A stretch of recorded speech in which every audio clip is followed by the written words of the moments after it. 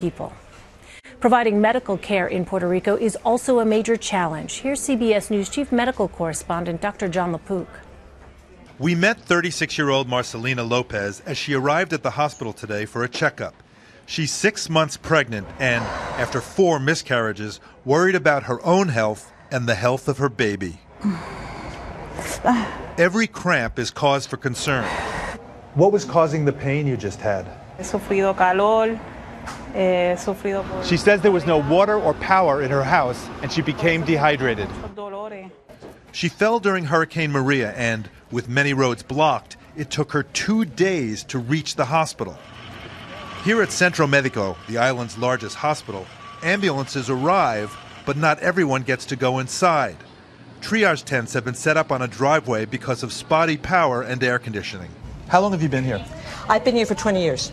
Have you ever seen anything this bad? No, nothing this bad ever. Dr. Cherie Umpiere is the head of obstetrics and gynecology. There have been multiple home births, people that would not ever in any modern day give birth at home, people that have previous C-sections, previous with multiple medical conditions. Who's delivering them?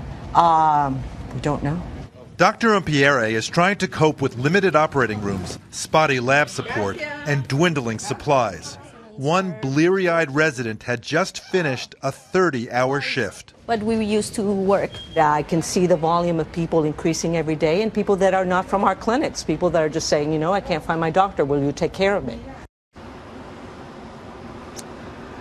Elaine, doctors here told me the cavalry is taking way too long to arrive, and they're wondering that maybe this is not even the half of it because people are stuck in their homes, they're cut off from communication, and perhaps they're not even able to ask for help they so desperately need. Well, John, how concerned are doctors there about the risk of illness in the days to come?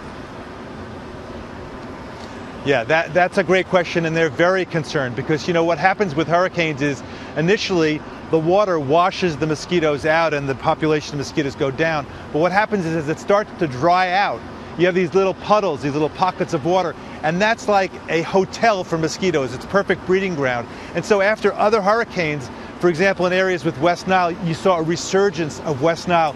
Here in Puerto Rico, they're worried about dengue, chikungunya, and of course, Zika. Now, they don't have cholera here. Of course, I was in Haiti after that earthquake, and there was a terrible outbreak of cholera there. Hopefully, that's not going to happen here. It's not typically here. It's not endemic here.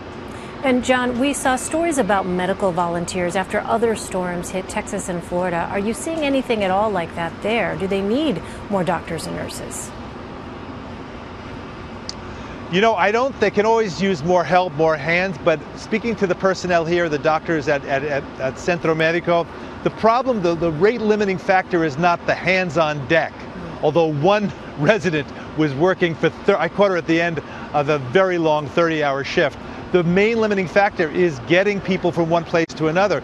So they're wondering, are there people in their homes who are unable to communicate? People can't even communicate from one building within the medical center to another, much less to the homes. And people, you can imagine, all over this island may be stuck, maybe in desperate condition, maybe they need dialysis, maybe they've run out of their antihypertensive medicines, maybe they need antibiotics or some other problem, but they simply cannot ask for help. And that's what they're worried about. They're worried about what they don't know. Well, we know that the United States Navy hospital ship Comfort will leave from Virginia on Friday and is expected to reach Puerto Rico by next Tuesday or Wednesday. Do you think that people there can wait that long? You know, the sooner the better. The doctors here are extremely frustrated. They really feel that the response has not been good enough. And I mentioned the cavalry. They feel, where's the help? It should be here right now. And I've heard them say, you know, we're Puerto Rico, we're part of the United States.